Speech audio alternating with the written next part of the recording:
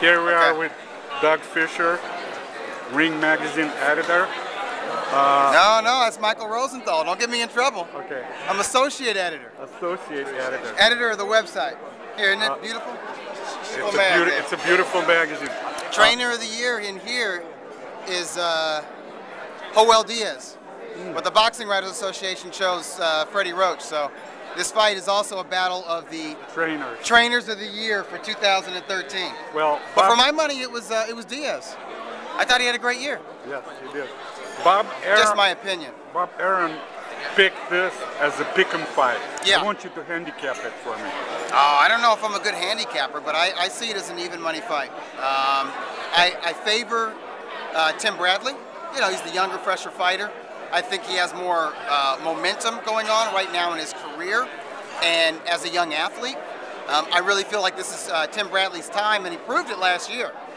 You know, he survived and eked out a close decision in a Fight of the Year candidate, or everyone's Fight of the Year. It was Ring Magazine's Fight of the Year against Ruslan Provodnikov.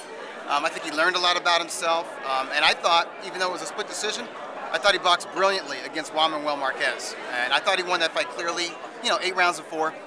And so I think he's got to be feeling really good about himself. He's got to be coming into this bout with more confidence than he had going into the first bout. And he had a lot of confidence going into the first bout. So it's a fascinating fight because Tim Bradley won the first fight, but most people thought he lost. So he comes in with a chip on his shoulder and something to prove. And Pacquiao has something to prove because he's been around so long. I mean, he's 35 years old. He's getting long in the tooth. A lot of fights. He's just one fight removed from a knockout, a one-punch knockout loss against Juan Manuel Marquez. And although he was brilliant, just boxed a great game plan, and looked like a world-class fighter against Brandon Rios, he didn't quite look like Manny Pacquiao. Didn't look like prime Manny Pacquiao. Didn't look like Manny Pacquiao from 2009 or 2010. So you wonder if he's sliding. And I think a lot of us, at least I'm wondering, is he still an elite fighter?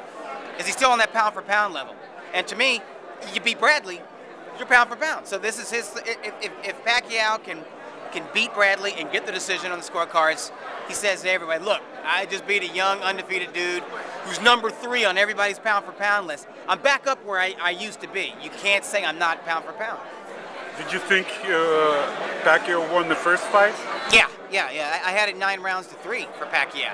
However, there were like 3 rounds in that fight where I'm just like, I don't know. You know, it wasn't a great fight, you know. Timmy was busy, you know, he was probably more consistent in the rounds, but when Pacquiao would flare up offensively, he seemed to take the rounds, but just edge a number of rounds. I didn't think it was the robbery of the century. Thought it was a shocking decision because most people thought Pacquiao won and the A side didn't get it against a B side on the official scorecards, which is very rare in boxing. So it was a shocking, controversial decision, but it was not the worst decision I've ever seen in boxing. Okay, thank you very much, Doug. All right, man.